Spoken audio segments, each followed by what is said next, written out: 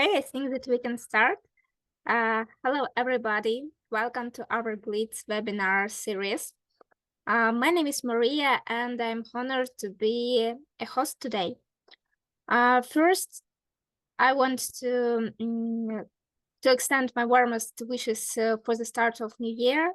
May it bring productive work, fruitful collaboration, and of course, inspiring discoveries for all of us.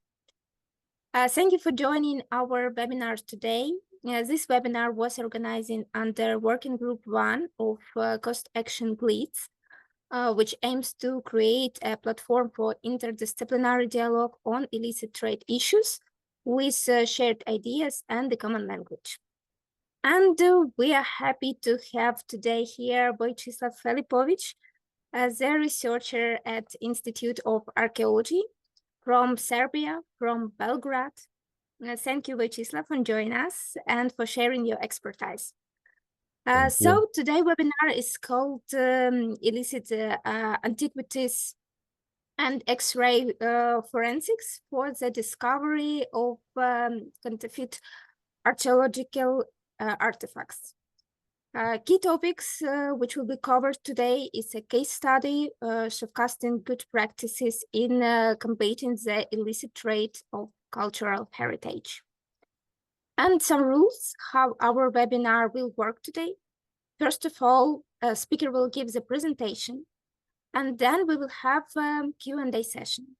That's why if you want to ask something or if you have some comments, you can wait until the speaker will finish his presentation, or for example, you can print it to the chat, and then we will, of course, answer for these questions. Thank you, Vojislav, for agreeing to present such an interesting topic today with us. And the floor is yours, please. Okay, thanks, Mariia. Hello to all of you. As Mariia said, I'm Vojislav Filipovic from the Institute of Archaeology, and basically I'm not dealing with illicit antiquities, and it's maybe secondary, it's maybe my tertiary interest, but as you will see in Serbia, we don't have professionals, we don't have a lot of staff, so we are highly understaffed, so a lot of us from Serbia must cover several topics. So it's also mine, unfortunate story. But as you will see, in Serbia, we have, second, okay. So I just made some, yes, on the beginning, I want to say that this topic was a short-term scientific mission that I got from the GLITSS cost action on University of Primorska in Slovenia, and for 10 days I was there. Had some presentations. Also, we went to the Croatia, had presentations, joint presentations there. And this will be only first part of my story. And just beginning, I want to make some preliminary and basic notes about what is illicit antiquities trade and what is global problem in this trade. As you can see, we don't have exact numbers, and that's a very big problem in illicit antiquities trade.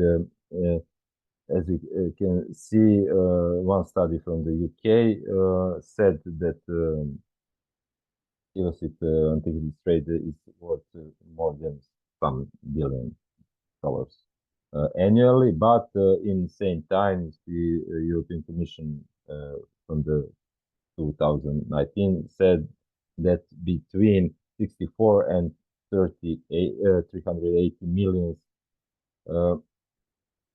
annually sold of illicit antiquities are registered in Europe. So that's some huge numbers, but the numbers are not so precise, because the majority of that trade is going by black channels, and also what we have in cultural heritage trade, there is problem, and that is understanding of value.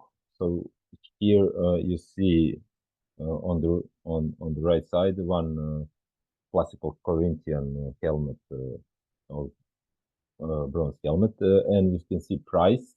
So the starting price for this right one was $30,000 to $50,000, and on the left, this piece, which is damaged, is we can say that on the market they couldn't sell this piece more than $10,000 to $15,000. But there is a big but. Here on the cheap piece, you can see Miltiad. So what is that? That is helmet that was worn by Miltiad, and he was general, or Greek, called Greek general, and this was his helmet in the marathon battle. So this was helmet that was in that battle. We know that for sure. And this helmet was dedicated to Zeus in the sanctuary of Olympia. So Miltiad gave his helmet to the sanctuary in Olympia in Greece, where the helmet was found. So the real value of this helmet is not $10,000, not $15,000 for a Greek country, for Greeks. Probably it is worth more than several millions, or I don't know, 10 millions of dollars. So that's a little tricky question when we speak about value of the cultural heritage. It have some value, basic value, but have, in some cases, the pieces have some emotional or some kind of other values. So that's one of the reasons why we can't give exact numbers and how much money is going on the global market. So as you can see, there is no even approximate estimation of this volume. And the problem in Serbia is that that is only 2 or 3 archaeologists that dealing with this question, and I'm one, and second one is president of Serbian Archaeological Society, and that's probably the only 2 persons that work something on this topic. And the problem with the illicit antiquities are big, because Serbia is a transit zone from the east. You will see later what our customs got in last few years. So we have local black archaeologists that work with metal detectors, but they work alone, and we have regional black archaeologists that work as crime groups. So this is big thing in Serbia. So you will see later we have maybe we have dead people in the clashes between that groups. So I put here who is responsible for which kind of illicit thing. So for transit, it is the responsibility of customs, border police. For the local black archaeologists are local police. For the regional is department for the battle against organized crime.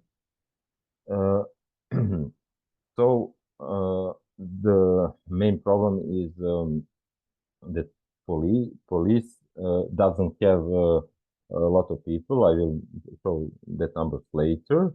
And for transit zones, as you can see, the most objects are coming from the war or some kind of conflict zones. Ukraine, Iraq, Syria, Afghanistan, and less from Jordan, Iran, Palestine, but this is before conflict with Israel. From what we can see, that the majority of things coming from Iraq and Syria, and that is what I told by customs. And this is a very interesting find. It's not a find. The customs says that this truck, it was a truck that come in Serbia from Ukraine, and that is I think the most biggest stage in Serbian customs history. There's more than 2,000 artifacts, archaeological artifacts from the Ukraine that enter in Serbia from Romania. And it's, for me, it's a big question why this truck was come to Serbia, because there is no sense. Serbia, it's not country that have a big it's not big center for the trade. We don't have official houses that they sell this kind of pieces. It's always archaeology in Serbia is under state control and owned in private archaeological pieces. So this doesn't have sense that you bring in Serbia some archaeological artifacts that you can't sell anywhere. So because the Serbia is transit zone for the big houses like Christie Sotheby's or some Hermann, we will see later story about Hermann Historica in South Germany. So we are just transit zone. So for me, it's very, very strange question why the truck came to Serbia from Romania, and he just easily could go to via Hungary to the Western Europe, where is the final destination of this artifact. And this one is from 3-4 years old customers find, and it's very valuable, maybe more several hundred thousand or something, euros, dollars, doesn't matter. So it's an exceptional find of the Torah scroll in this leather leather box with golden decorations. And this is so you can see this is both joint find, this leather box with the scroll and this bronze cylinder with, there is also inside there is a scroll in this, so this is joint find. What is problem? We don't know the real origin, so probably it's Lebanon, Syria, Palestine, Jordan. But what customs, my friends from customs told me that it was held by Turkish citizens, and that Turks, several Turkish citizens are often going from Turkey to the Germany, probably carrying this kind of things. So, but what's problem? It's all unofficial. So it is because I have good connections and I have good collaborations with customer authorities, so they telling me things unofficial. So it's interesting that when I ask where is now this scroll, they need 7 days to find where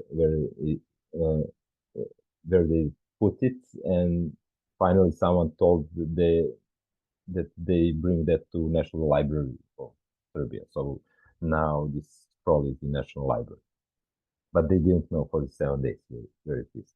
So Next problem in Serbia is this local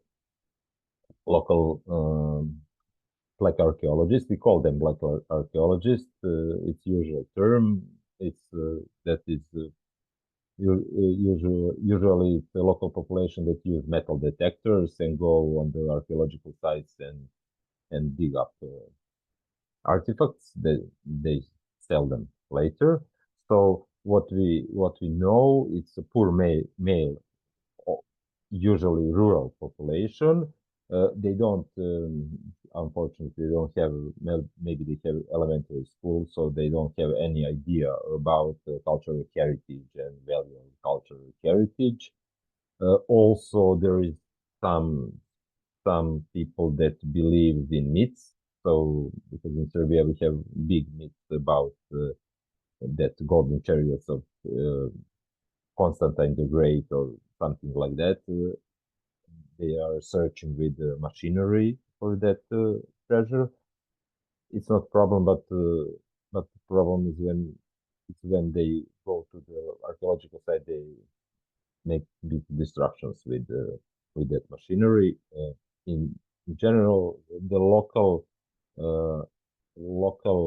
black archaeologists that they work only by foot with metal detectors are not so big a problem because they don't destroy anything. They just pick up from the surface finds. So it's not for them. That is the most harmless people for now. And you see, they destroy cultural heritage at some basic levels. And what is good with them? It's they are selling and also giving material to the local museum. So this was very good collaboration with one guy.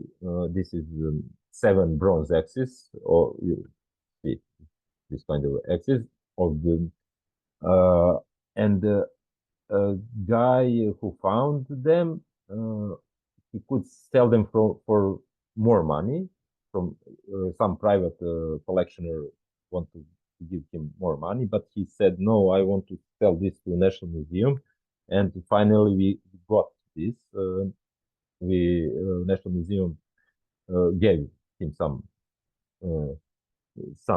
I don't know, some money that is correct. It's not a lot, but it's correct money. But what is good, I just want to show you that we don't have context. It's hordes of 7 axes. We have very good results in examination because we found that some of the axes are. It's not. It's more archaeological story, but it's a very big story because since we didn't have axes, they have silver in the bones.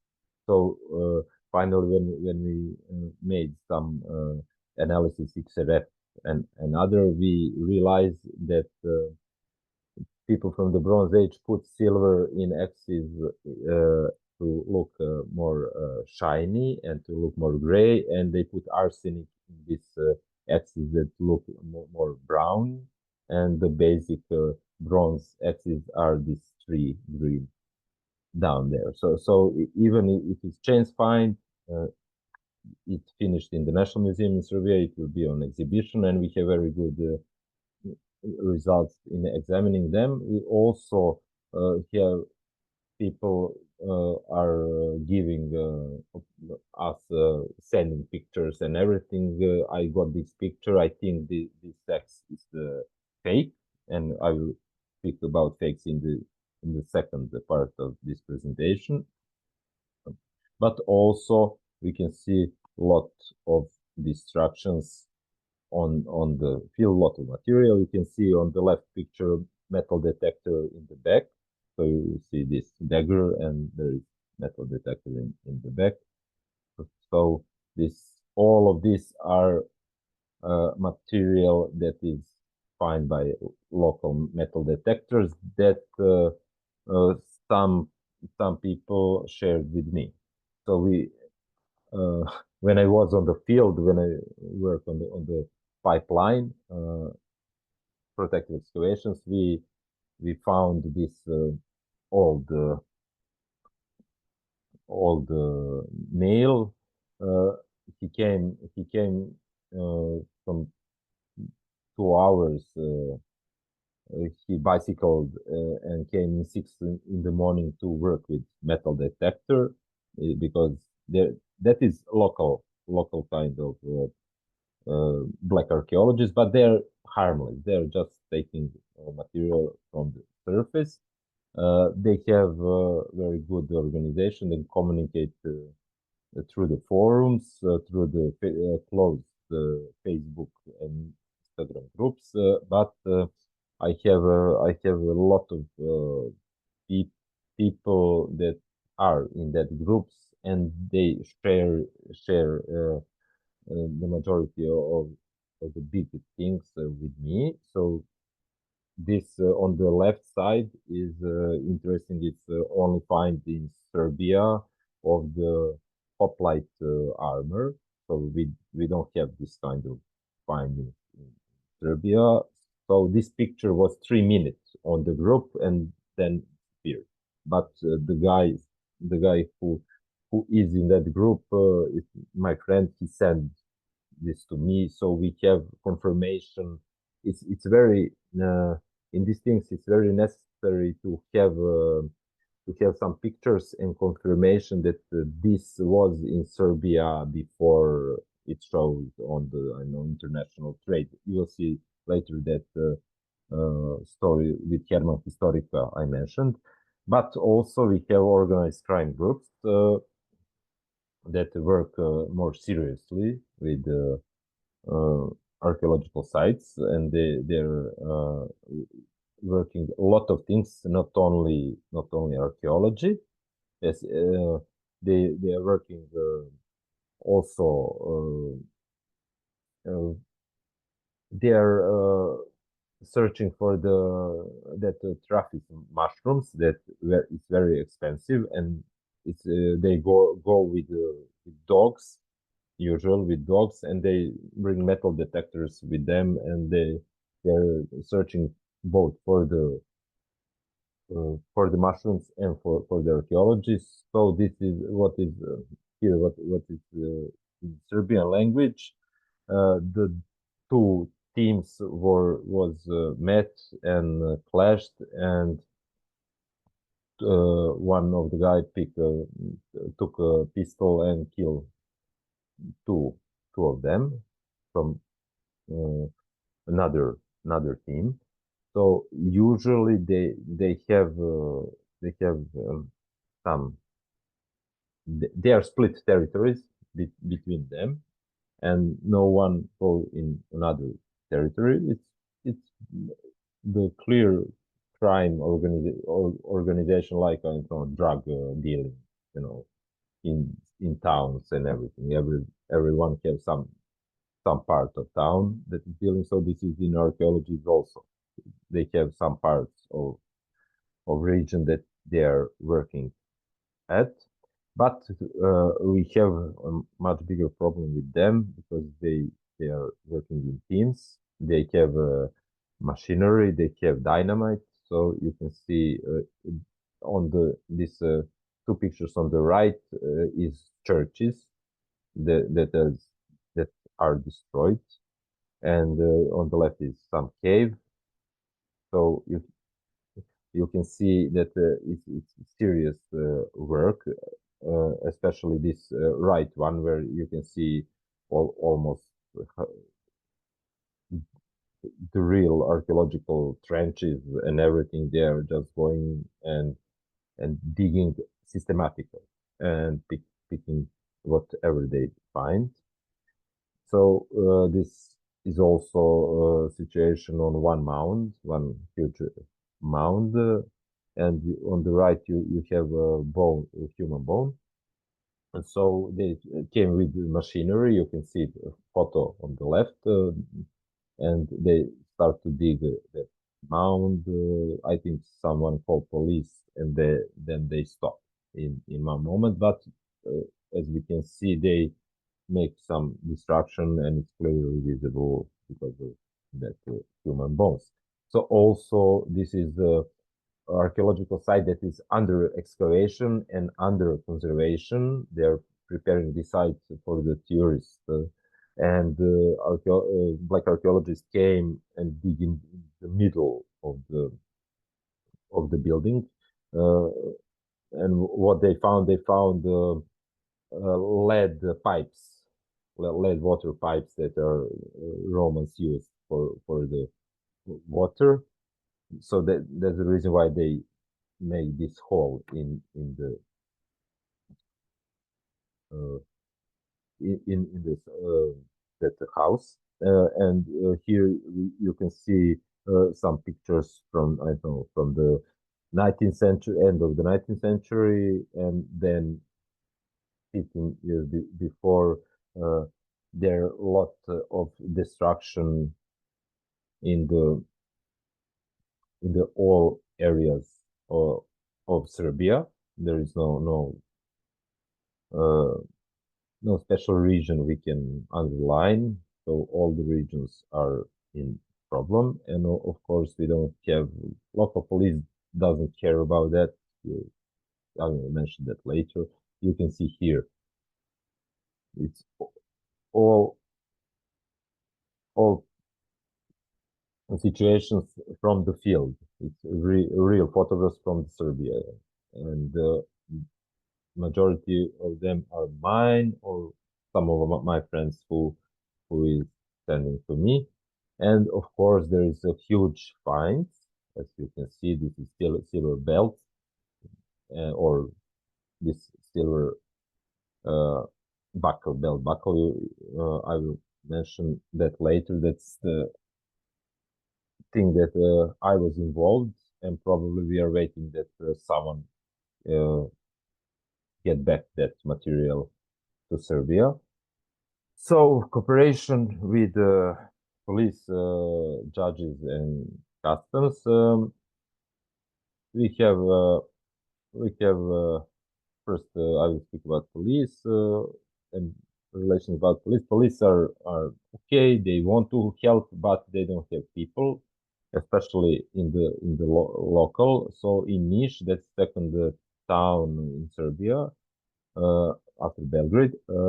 In Niš, they made some new service in police that take care more about ecological damage. But I met with them, and they want to work on cultural heritage preservation also. So they asked us to help them, so they can start to monitor that part. That is, let's say, it's a very good, positive attitude from that part of police, but it's only on the local level. So in the regional, on the republic level, we had a special service with one archaeologist and 4 inspectors that work only on cultural heritage, and that was a part of the that service under the for the battle against the organized crime, but they just they just sent that guy to the retirement, and or they say that they must do all other jobs also. They can do cultural heritage, but because they don't have a lot of people, they must do also drugs, weapons, human trafficking besides cultural heritage questions. So we are in that part of police. We are in declining. We have now only one guy from that sector that is in contact with me, and that's unfortunately all. But we have border police that have some succession, but they work together with customs, and they have more findings, but unfortunately they work only on the borders. So it's funny, I put it here, story about this lady, Renata Samarčić. She's only one in Serbia who have PhD in on this subject, on cultural heritage trades. But she unfortunately works as a librarian in the high police school. She doesn't work in that part of police. Problem with customs, we have very good coordination with customs authorities, but they are part of Ministry of Finance. So when you making some letters, you must first go to the ministry, then they are putting that on the lower level and then lower and blah blah blah. But we have very good contact with them because they are sending a lot of saved material on the expertise to the National Museum of Serbia. So that is good part. They are in constant coordination with us, and usually I work for National Museum as expert for the prehistoric metal things. So I'm also in the contact with them. It's not a problem. They are sharing their information. They don't have problem to give that to anyone. They don't care about that. They just do their job. And there is very interesting that I asked them to be some part of new project for the horizon, and they gave us this letter of support very easily. So it's not problem to work with customs. The main problem, unfortunately, is with the judiciary and the judges and courts of laws, because there is a lot of people there who is collectors. So they are collecting usually numismatics, because numismatics is main thing, but there are a lot of big collectors in that judiciary system in Serbia. Second problem is we don't have a lot of spaces in jail, and no one cares about cultural heritage, so they give them fines below the legal minimum.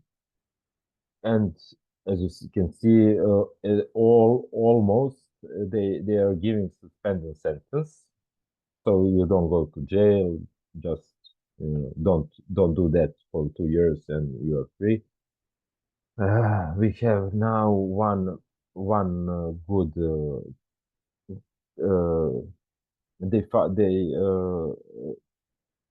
they arrested a team of 7 people, and they put in charge for the organized crime. So that is only way that you can put that kind of people in jail. So you must judge them as organized crime.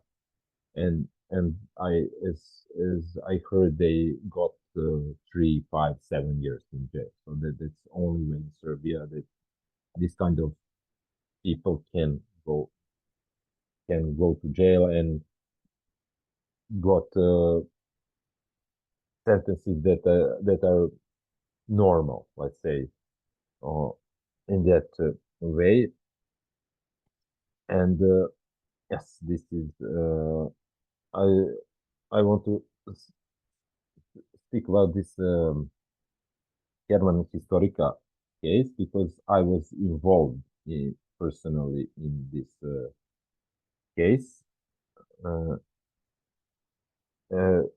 23rd March 2017, I got from my friend from that closed groups, I got these pictures on the mail, and I saw that it's one of the exceptional find. It's really, you must believe me, we don't have in Serbia, we don't have such finds from the 3rd century, 2nd century BC. So National Museum in Serbia doesn't have this kind of find, and probably it was part of the destroyed grave, because all of these pieces are suggested that it's part of some female grave, and I called my older colleague Rastko Vasic, and we published this in the Journal of the Serbian Archaeological Society. You can see that the date is 25th September. So we just give in 6 months we published the everything, and I was shocked when several years later, maybe 2020, 21, I found this auction catalog of Hermann Historica, that is auction house in the southern Germany, and this was auction from the November of 2018, and I found this pieces that we published in that catalog, but they were separated in the several lots. They call this lots. So they selling this on these findings on 3 auctions. So you can see my picture and original picture from the Hermann Historica catalog. So it's not necessary that you be archaeologist to say that it's the same pieces. So it is not so hard. But what I saw as a problem, several problems, but 2 main problems with this is provenance. In the meantime, in 6 months they made provenance, and they said that private Austrian collection acquired from the stock of an Austrian art dealer during 19. So then, in the meanwhile, for the 6 months, they made all papers, fake papers, and you can see that these pictures are in the moment they put that pieces from the ground, so you can see dirt, everything. So this is pieces that we published. So our pieces are older also by date from this Hermann Historica catalog. So probably they make that fake papers, and they usually even big auction houses make that false papers. Sotheby's Christie's, it's normal for them to make forged papers, and also they split this find into the 3 lots. But here on the right picture, you can see this bracelet with this serpent head. On down below, you can see this little plate with the faces, and here on the up you can see that the plate with the horse, this plate with the horse rider. So it is obvious that it's same find. So it's probably the grave find, and it's definitely was found on the one place. They split it and they sell it differently. But another problem is also these pieces that I got from that my friend are not sold at all. So it's unfortunately one big question: what these auction houses do with these objects? They don't sell it. So I don't know if they destroyed it or throw it away, whatever. They didn't. I checked a lot of their catalogs. They didn't sell this object. So they take what they want, make auction, and probably they throw away the rest, which is not nice when you're speaking about cultural heritage. And I contacted by our Ministry of Culture, and we start procedure for the coming back of this material. I don't know where if they didn't go further, I think, but it's very necessary that we have that we publish this material before they go that material go on auction houses, because after 100 years, 50 years, 1000 years, you can try to get back that material, because you have obvious result that it was first in Serbia. It's problem. What's problem with origin? That Torah I show, it's very expensive, but we can't give it back, because no state can say it's, I don't know, Jordan don't have any proof that it's from Jordan, or I don't know, Lebanon doesn't have any proof. But we have proof that this material was first in Serbia, then it was sold in Germany. So Serbia can ask for the coming back of that material. So it's very important to publish this kind of cultural heritage things. And here I just want to finish this part of presentation, and I will go to this second presentation. Just asking you for one little second, because the boat of this was part of GLITSS, my GLITSS engagement, my engagement in the GLITSS cost action. Mariia, do you see the second presentation? Yeah. Everything Cool. is fine. Fine. So this presentation I showed on this conference in Belgrade, and it was only opportunity to show that because basically I'm working on archaeometry, so that's the reason why when I said it's not my primary or secondary interest, antiquities, but I'm working a lot of archaeometry. So story about this this material is some pieces that we got from the museum in one little town, Požarevac, and they asked us to check. They suppose that these pieces are fake, forgeries, but they didn't have proof for that. So they asked us to check with the laboratory machinery origin of that pieces.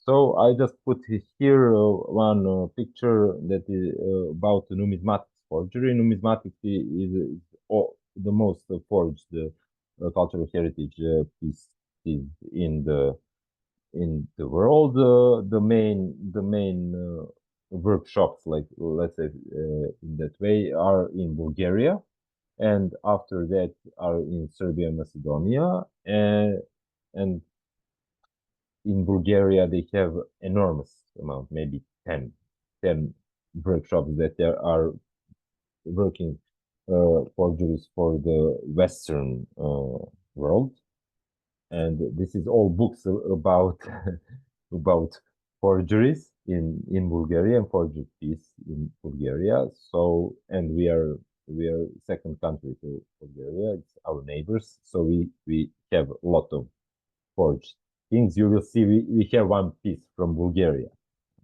even. And what is how we came to this material? So police says the hundred of archaeological items from the one guy from the village near to Požarevac city, and they took that and give to the museum. And when court give you something, you can't just throw that normally. and they need proof, so they can say to the court, it's not real, it's not original, this is forged things. And they ask us to when I said us, my institute have a laboratory for archaeometry together with the with the Institute for Nuclear Sciences in Vinča, and we took the main, let's say the nicest and maybe most expensive pieces we took to check, because we saw that these pieces are not real. You can see. I have experienced a lot, so I can see some things are not real. But court doesn't care about that. So you must prove. You must give some proof. So we took 2 bronze figurines, one bronze cheek piece from the helmet, one bronze scabbard, and one lead round medallion, and one pair of bronze greaves. And you will see later how it looks like. And we do laboratory analysis on the XRF machine. That is a machine that work on elementary analysis of the every piece. And also parallelly, we check every piece several times with the handheld XRF. So it's the same equipment, but this is handheld. That is laboratory. So we make double check and have some median numbers. So it shows that we found a lot of interesting things. So here I'm specialist for prehistoric weapons. So I saw that this piece here with the red, I put in this red box, that the fake piece, it's not the same. You can see the original greaves from prehistoric period, and you can see this one. So I saw that it's not original, but we need proof, so we put that on the XRF, and it show our analysis showed that it's made from the so-called electrolytic copper. So electrolytic copper is copper from the huge factories of huge copper mines and huge copper factories, because they're chemically they are squeezing that copper ore to the maximum. So that copper ore doesn't have anything. That copper doesn't have anything, any small pieces. You will see later why I'm showing this, because this is original pieces from that period. So we took original pieces and we took that forged piece. So we can check elementary analysis of these 3 pieces. And you can see here, what you can see here is all of prehistoric archaeological artifacts have silver, okay, small amount in 0.5%, 1.5%, but we have some trace elements. So we have silver, we have arsenic, we have antimony, we have tin, but here on the end is this greave. So you can see that we don't have anything. We have only copper, aluminum, and silicium. So all other trace elements are squeezed by a lot of chemicals from that ore. So it's electrolytic copper. So it's not original prehistoric ore or prehistoric copper or bronze alloy. So it was very easily we very easily show that it's forged. And after that, we took these pieces that should be, let's say, Roman. They made that as Roman fakes, and we check all of them, of course. And here, first we took this little figurine of Amor, and what is interesting, it is a lot, it's a big amount of zinc. So the alloy of copper and zinc is brass, it's not bronze. So this is obviously now they don't know how to make real bronzes. So today bronzes are worked from bronze alloys are they are making bronze alloys from a lot of different metals, but in Roman period bronze alloy is only copper and tin, maybe little, I don't know, lead or something, but here there is a lot of zinc, so it's modern bronze, modern bronze alloys. But beside of that, we have enormous amount of chromium, as you can see, and there is some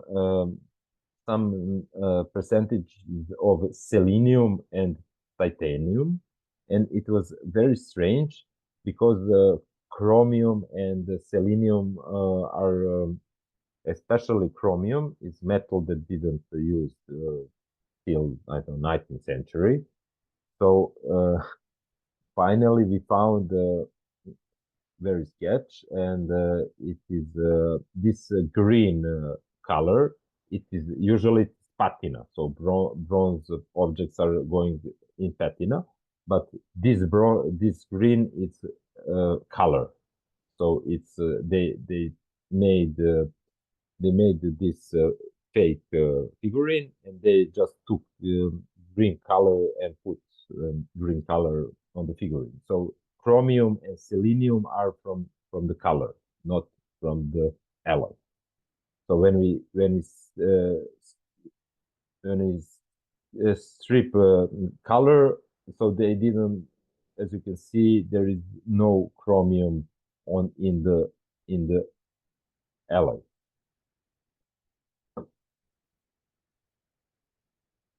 So this big the laboratory XRF showed the same big amounts of zinc, big amounts of copper and selenium and chromium, a lot of chromium. So we show that it's same like a handheld, and we took here is one original small Roman deity, and as you can see, this is original alloy. So you have copper, you have lead, you have tin, and that's it. So silicium is usually some garbage. So silicium doesn't go to alloy, so it's covering the garbage. But this what we can see here, it's normal bronze from the Roman period. It's normal bronze alloy of the Roman period. Also, we made a lot of, not only one. We do a lot of different bronzes from the Roman period, and it, as you can see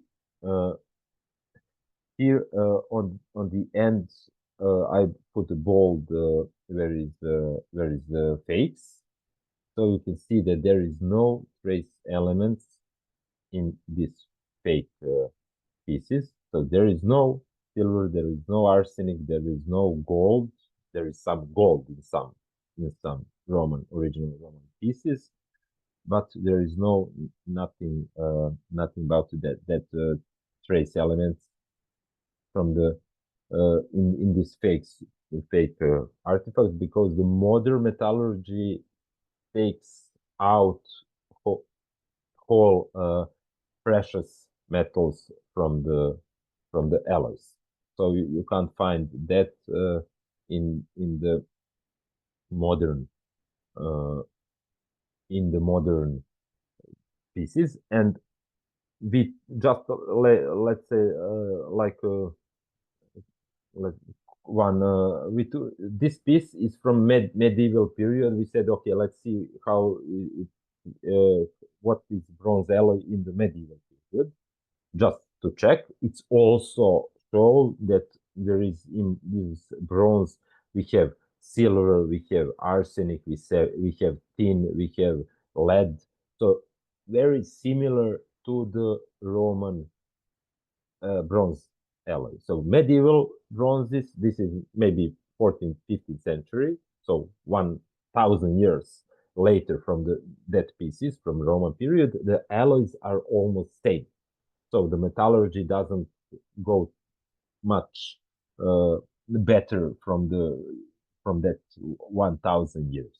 So, but it's obvious that these fake objects doesn't have trace elements of arsenic, silver, and gold. Also, we said let's check this lead medallion, and we took these two Roman pieces.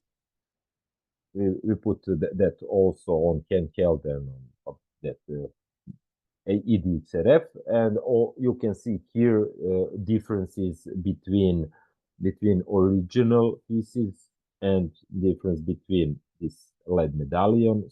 So there is total difference in the alloy of in lead alloy between original and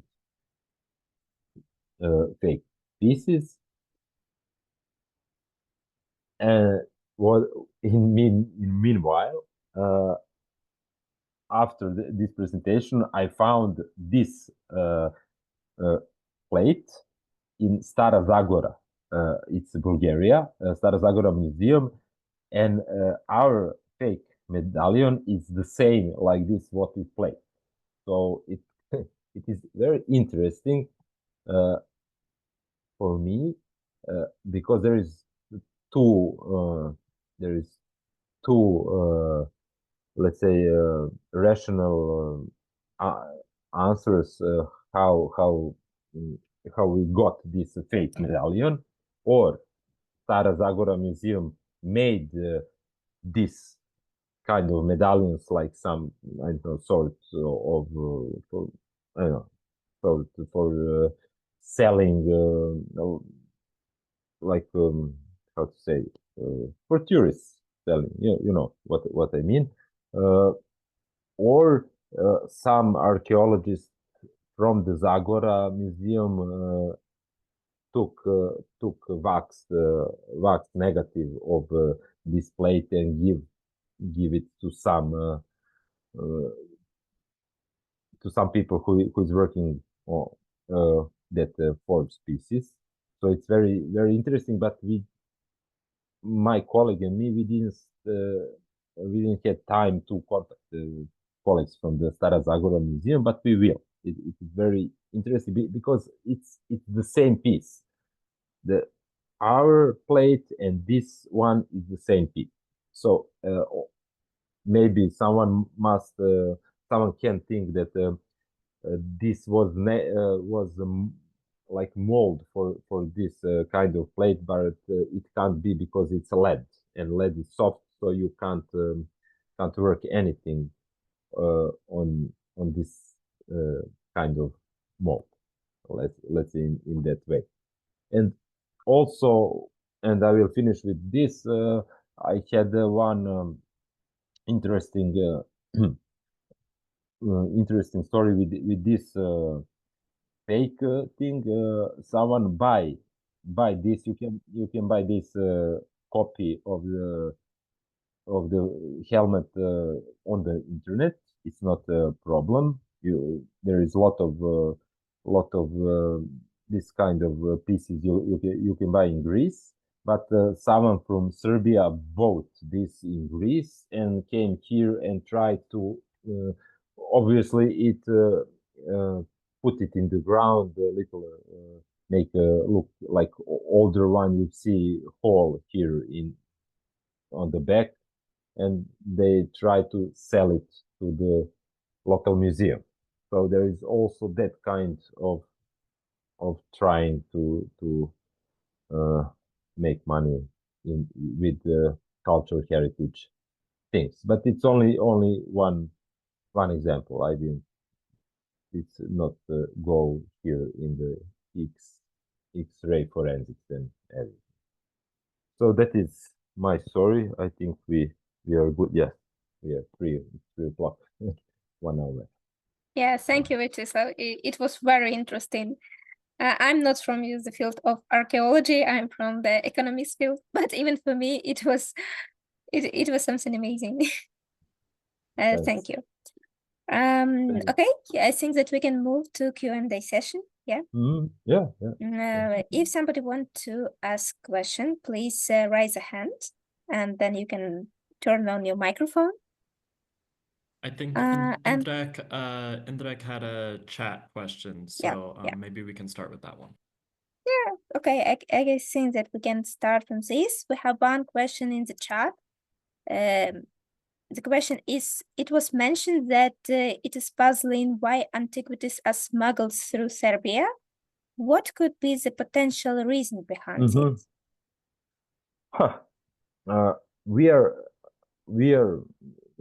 you know, for the decades, Serbia it's on the middle of the road for the smuggling. Not only antiquities, also I think heroin. A lot of heroin go to the west through Serbia, and here we have. I think for maybe 50 years we have big dealers and big collectors of the antiquities. They have that collectors have they don't have it's very funny. They have a lot of golden stores. They don't have anything like antiquarian or something. They have in every big city. They have golden stores. They are selling gold, but that is covering thing for the dealing of antiquities. Because when some old guy from the village find a gold coin in the field, he will go to the golden store.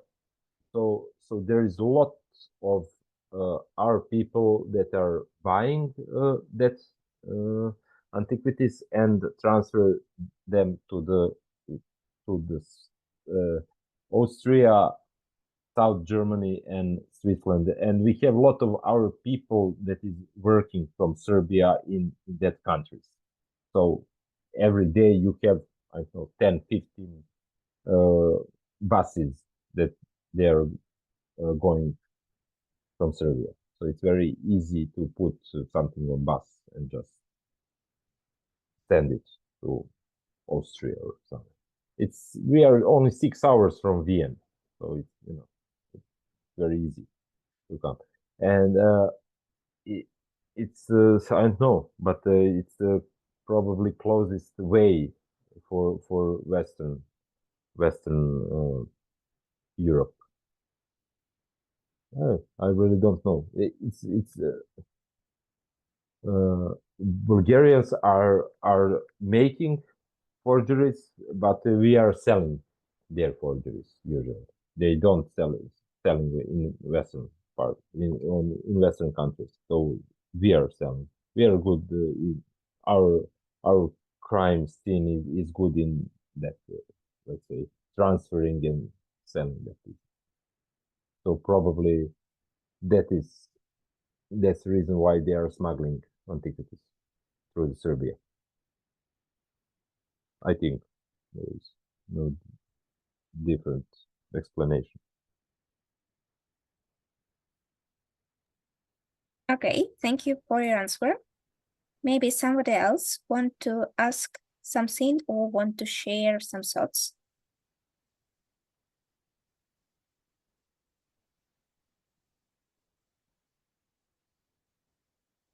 Yeah, if not, if there is no more question, okay, I think that we can finalize our session. Thank you once again, Vojislav. Your lecture was really very captivating, and it's really very interesting. Thanks.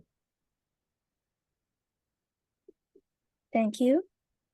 Thank you, all of you that you joined this webinar. And of course, then we will save this video and share it through our YouTube channel.